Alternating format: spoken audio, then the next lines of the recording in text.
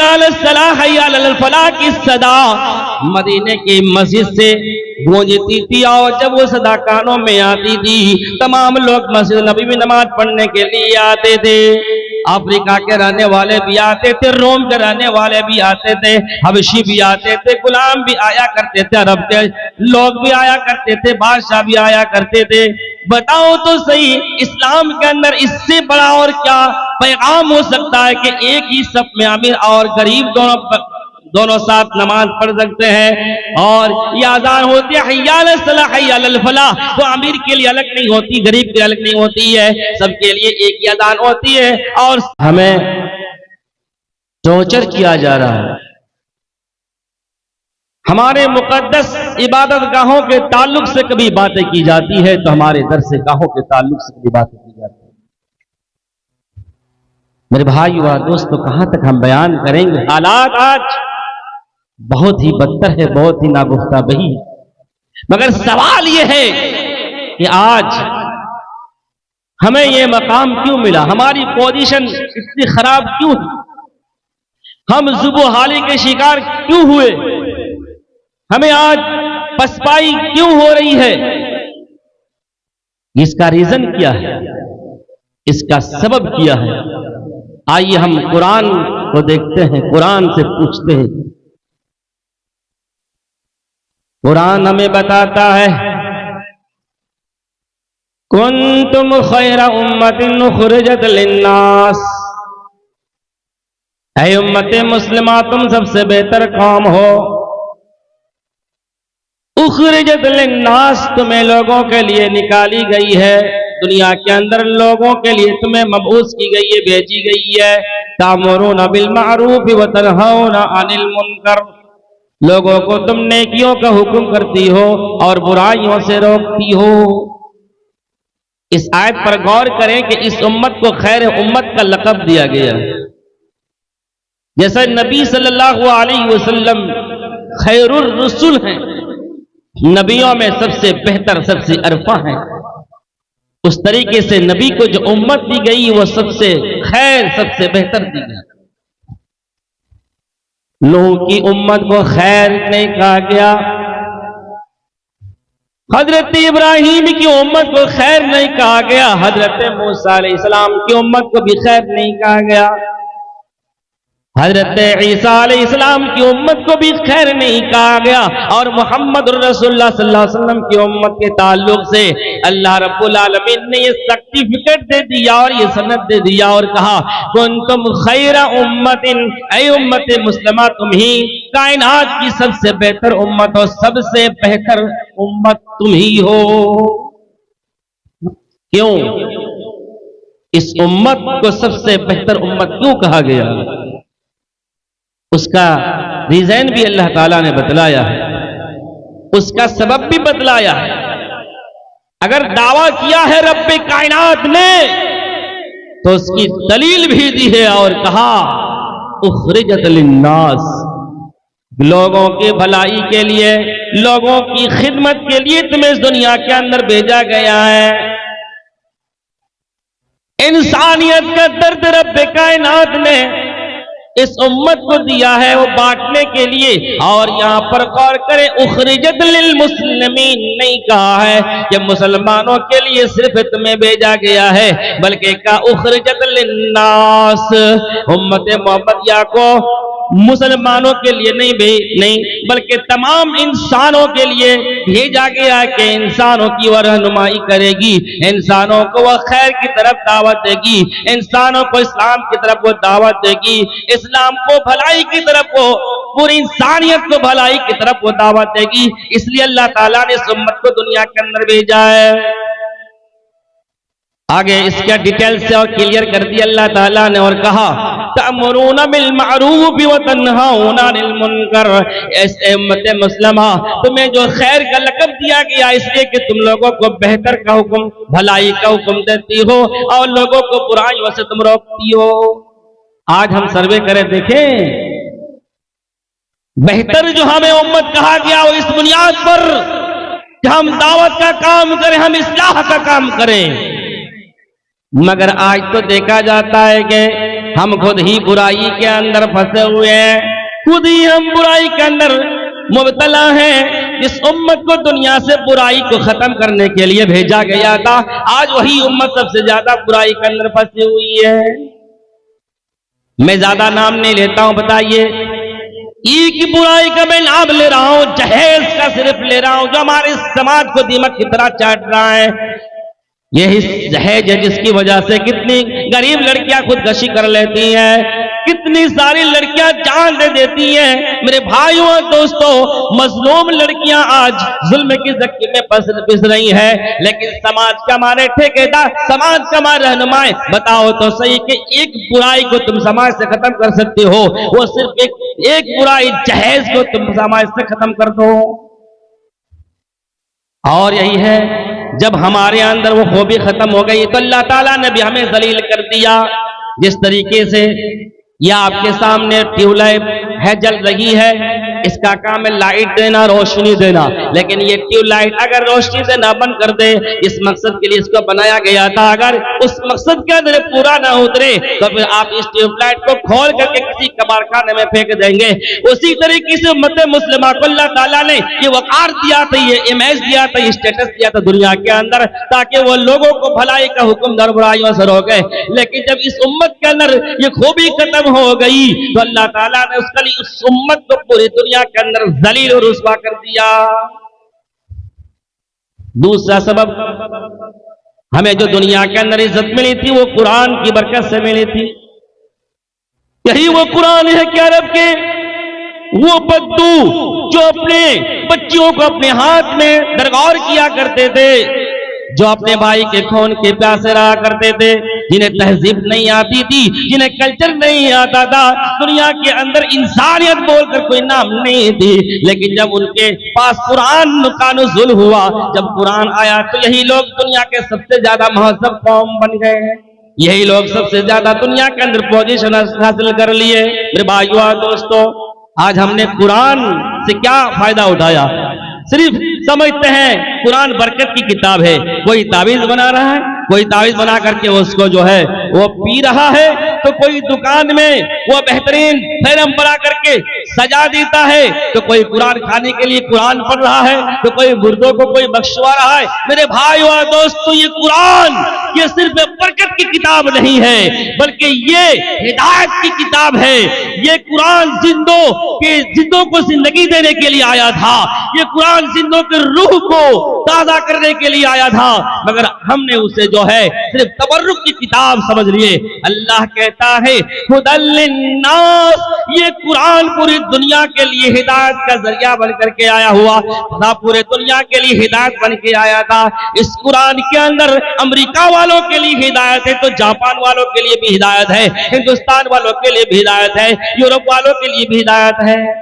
लेकिन आज हम कुरान को पढ़ते ही नहीं, उस पर तदब्बर नहीं करते हैं। अफसोस तो मुझे इस बात पर होता है कि आज गैर मुस्लिम लोग कुरान की स्टडी करते हैं, कुरान को समझने की कोशिश करते हैं, और कुरान को पढ़ने के बाद वो इस्लाम कबूल कर लेते हैं, अपने दिल की दुनिया उनकी बदल जाती है। मगर मुसलमान आज ताकों में सजा के रखे हुए हैं, रमजान के महीने में एक मर्तबा सिर्फ कुरान को निकालते हैं और पूरे साल जो है कुरान को हाथ लगा कर नहीं देखते हैं।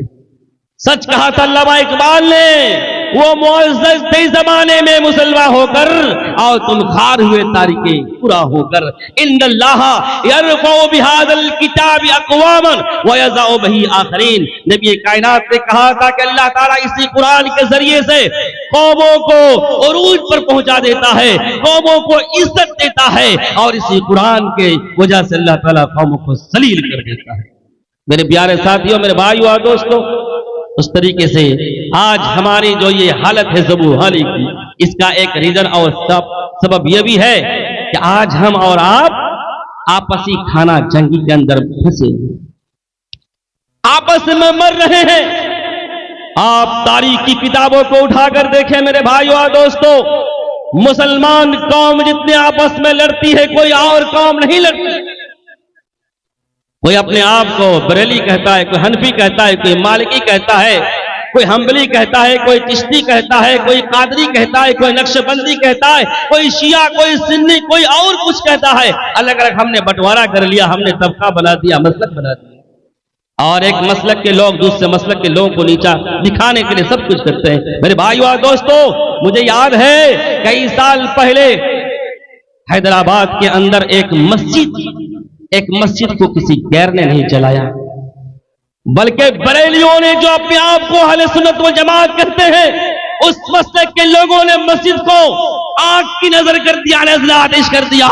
मेरे भाइयों और दोस्तों, बहुत सारी मसाजिद के अंदर जहां पर गैर मसलक के लोग अगर नमाज पढ़ ले तो उसको धोया जाता है। क्या हालत है मेरे भाइयों और दोस्तों, जरा याद करो, वही कलमा-ए तैयबा के बुनियाद पर नबी कायनात सल्लल्लाहु अलैहि वसल्लम ने पूरी दुनिया के लोगों को एक तस्बीह के दाने में पिरो दिया था। जब हय्या अलल सलाह हय्या अलल फलाह की सदा मदीने की मस्जिद से गूंजती थी, और जब वो सदा कानों में आती थी, तमाम लोग मस्जिद नबी में नमाज पढ़ने के लिए आते थे। अफ्रीका के रहने वाले भी आते थे, रोम के रहने वाले भी आते थे, हबशी भी आते थे, गुलाम भी आया करते थे, अरब के लोग भी आया करते थे, बादशाह भी आया करते थे।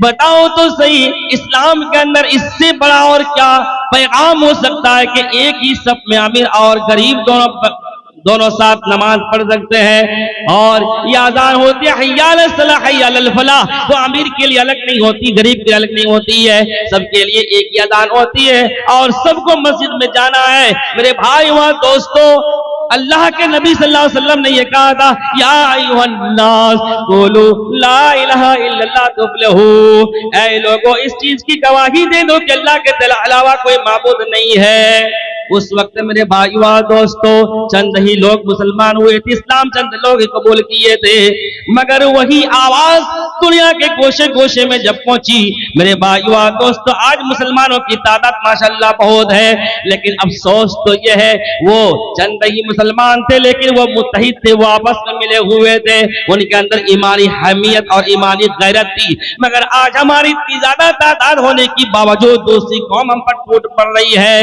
इसलिए हम आपस में हमारा इख्तिलाफ बहुत ज्यादा है, इंतशार बहुत ज्यादा है, हम अनारकी के शिकार हो चुके हैं, हमारे अंदर इत्तेहाद बिल्कुल नाम की कोई चीज नहीं है, इत्तेहाद नहीं है, एक दूसरे को हम टांग खींचने के चक्कर में है। मेरे भाई और दोस्तों, इत्तेहाद के अंदर ताकत होती है, अपने अंदर इत्तेहाद नहीं पैदा करोगे तो फिर दुनिया की सारी कौम तुम पर जो है हुकूमत करेगी और तुम्हें गुलाम बना लेगी।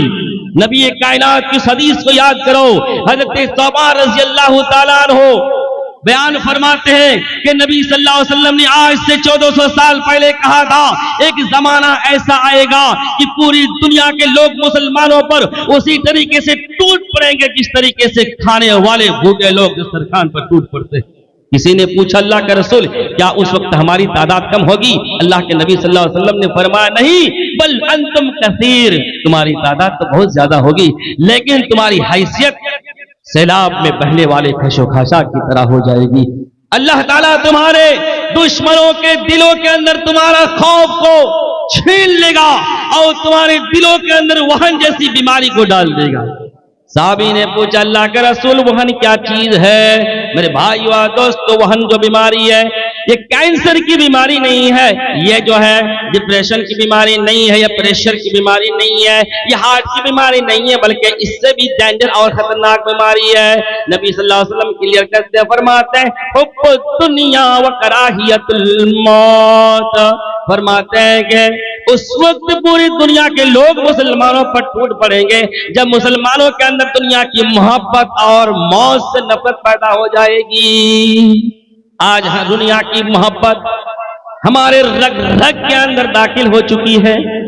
हम इस तरीके से दुनिया के अंदर घर बना रहे हैं, बिल्डिंग बना रहे हैं, प्रॉपर्टी को जमा कर रहे हैं, बैलेंस बैंक के अंदर बढ़ा रहे हैं, यूं लगता है कि हमें मरना की नहीं है, आखिरत में हमें अल्लाह के पास जवाब भी देना नहीं है।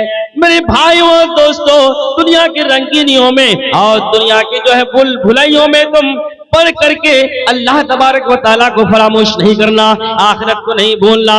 आज तुम दुनिया परस्त हुए तो अल्लाह ताला ने तुम्हें दुनिया के अंदर जलील कर दिया, और वही कौम जो कल मौत की आंखों में आंखें घबरा जाती है, मौत का नाम सुन करके जो है थर्रा उठती है। मेरे प्यारे साथियों, आज जो हालात हमारे अंदर जो आए हुए हैं, हमारे खिलाफ जो ये हालात है, वो हमने खुद ये हालात जो है साजगार किया है, किसी और ने नहीं किया।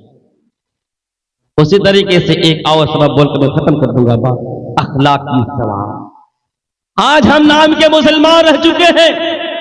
एक जमाना ऐसा था जब मुसलमानों का अखलाक देखकर गैर मुस्लिम जो है तारीफ किया करते थे और गैर मुस्लिम इस्लाम कबूल किया करते। आपको बता दूं कि अरब के उन मुशरिकों ने, उन काफिरों ने, 360 मूर्तियों के पूजने वालों ने नबी सल्लल्लाहु अलैहि वसल्लम की मौजज़ात को देखकर इस्लाम नहीं कबूल किया।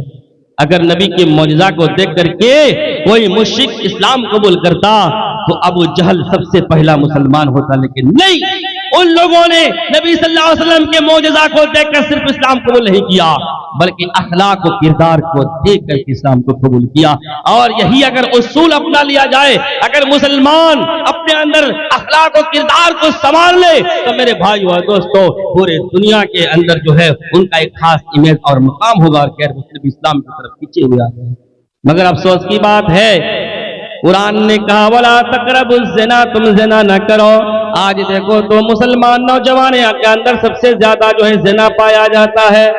कुरान ने कहा वतुअद्दुल अमानाति इला अहलिहा, ऐ लोगों तुम अपनी अमानतों को उसके मालिक का पास पहुंचा तो उसे दे दो।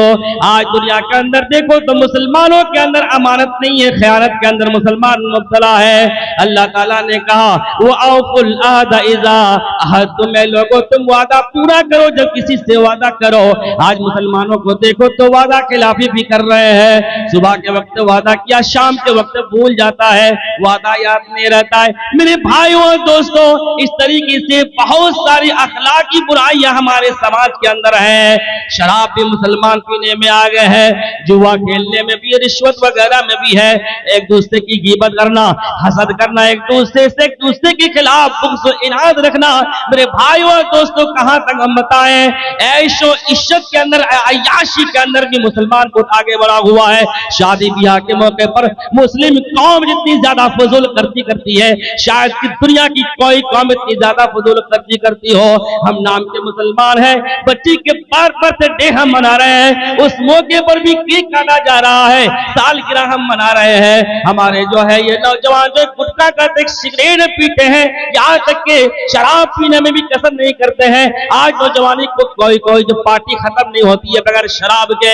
मेरे भाइयों और दोस्तों, न हम शक्ल और सूरत के अंदर हम मुसलमान लगते हैं, न किरदार में, न अखलाक में, न आमाल में। इसलिए अल्लामा इकबाल ने कहा था वज़ा में तुम हो नसारा तो तमद्दुन में घोनो, ये मुसलमान है जिन्हें देख के शर्माए यहूद। इसलिए मेरे भाइयों और दोस्तों, अल्लाह ताला ने कहा इन्नल्लाह ला युग़य्यिरु मा बिक़ौमिन हत्ता युग़य्यिरु मा बिअन्फुसिहिम। जब तक हम अपने ईमान को मजबूत नहीं करेंगे, जब तक हम अपना रिश्ता कुरान से मजबूत नहीं करेंगे, जब तक हम अपने अखलाक और किरदार को नहीं संवारेंगे, अपने अंदर अमानतदारी पैदा नहीं करेंगे, मेरे भाई व दोस्तों, हम दुनिया के अंदर और सलील होते जाएंगे। इसलिए हमें अपने आप को बदलना होगा, चेंजिंग करना होगा और मुत्तहिद होकर के जिंदगी गुजारना होगा। आखिर में दुआ है कि परवरदिगार आलम हम में एक बना, नेक बना और हमें जो है मुत्तहिद और मुत्तफिक होकर जिंदगी गुजारने की तौफीक अता फरमा। आमीन। व आखिर दावाना।